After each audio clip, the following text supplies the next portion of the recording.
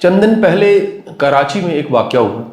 اس واقعے میں ایک چھوٹا بچہ جو کہ شاید 8ویں کلاس کا تھا یا 7ویں کلاس کا تھا، وہ کہیں کھیلنے کے لیے پتنگ اڑاتا گھر سے نکلا ہوا تھا، اور اس کے والد گھر آئے، اس بچے کا پوچھا، اس کے ہوم ورک کے ٹاپک پہ ڈسکشن ہوئی، اور اس کے بعد اسے ڈھونڈنے نکلے، وہ ملا، اسے مارتے پیٹتے وہ وہاں سے گھر تک لائے، اور گھر لانے کے بعد انہوں نے اس کو پہلے مارا بھی، اور غصے سے جلدی میں اسپرٹ پڑی ہوئی تھی اس پہ ڈال دی، اور کچن میں وہ لینے چلے گئے ماچس اور لائے، اور اس کے بعد جب آگ لگائی تو وہ کنٹرول سے باہر ہو گئی، اور وہ بچہ شدید بری طرح جل گیا.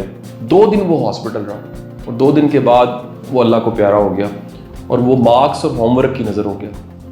یہ جو معاشرہ سارے کا سارا بچوں کے نمبروں سے ان کی قابلیت کو ماپ رہا ہے، صرف ان کے ہوم ورک سے ان کے ذہانت کو ماپ رہا ہے، یہ بہت بڑا ظلم کر رہا ہے. یقین کیجئے گا، وہ شاید پتنگ اڑانا بھی ایک فن ہے، شاید وہ جو لکن مٹی ہوتی ہے وہ بھی ایک آرٹ ہے، شاید وہ مٹی سے کچھ چیز بنانا بھی ایک آرٹ ہے.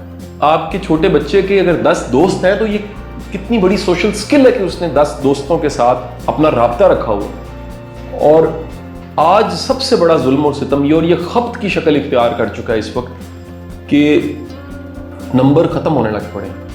1100 میں سے 1100، 1200 میں سے 1200، ایک 2 نمبر کٹ رہے ہوتے ہیں. میں حیران ہوتا ہوں. میرے اور اعجاز بخاری صاحب کے زمانے میں ہمارے میٹرک میں 850 نمبر ہوتے تھے، اور یقین کیجئے گا کہ مجھے یاد آتا ہے کوئی 760، 70، 80 پہ میڈل ہوتا تھا. یعنی کہ ٹوٹل نمبروں سے جو گیپ تھا وہ 70، 80 نمبروں کا گیپ ہوتا تھا. اردو میں 70 نمبر، انگلش میں 70، 100 میں سے نمبر 70% بڑے نمبر تھے. یعنی امنگ جو ٹاپرز ہیں ان کے نمبر اردو میں اور انگلش میں 70 یا 80 آتے تھے. اردو میں 100 میں سے 100 نمبر ہیں. نہ ادب کا پتہ ہے، نہ شاعری کا پتہ ہے، نہ لٹریچر کا پتہ ہے. انگلش میں سے 100 میں سے 100 نمبر رٹے لگا کے ہیں، انگلش لکھنی نہیں آتی. میتھمیٹکس میں 100 میں سے 100 ہیں، کانسیپچولی کچھ نہیں پتا. فزکس میں پورے نمبر ہیں، کچھ نہیں پتا کانسیپچولی. ہم نے یہ کریٹیوٹی کو چھین لی، کیونکہ نمبر کریٹیوٹی کو میئر نہیں کر سکتے. ہم نے وہ ذہانت کو، زندگی کو سوچنے کو اور زندگی کی چیلنجز کو سوچنے کہ میکانزم کو کہیں نہ کہیں بچوں سے چھین لی. ہم یہ بھول گئے ہیں کہ پلے گراؤنڈ بڑا کچھ سکھاتا ہے. ہم یہ بھول گئے ہیں کہ اسپورٹس مین شپ کسی اسپورٹس کے بغیر آ ہی نہیں سکتی. ہم یہ بھول گئے ہیں کہ ٹفن شیئر کرنا بھی ایک بہت بڑا کام ہے. ہم یہ بھول گئے ہیں کہ بچہ آپ کا جو اسکیچ کر رہا ہے وہ کیا پتا کل کو کتنا بڑا آرٹسٹ ہو.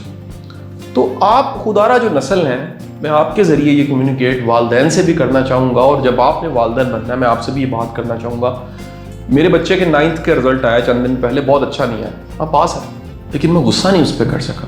ہاں میرا اس سے ایک اعتراض تھوڑا سا ضرور تھا کہ تمہاری کیپیسٹی سے 10% زیادہ کی تھی، لیکن میں یہ نہیں کر سکتا کہ چیخوں ماروں دھاڑوں. کس کے ساتھ مقابلہ؟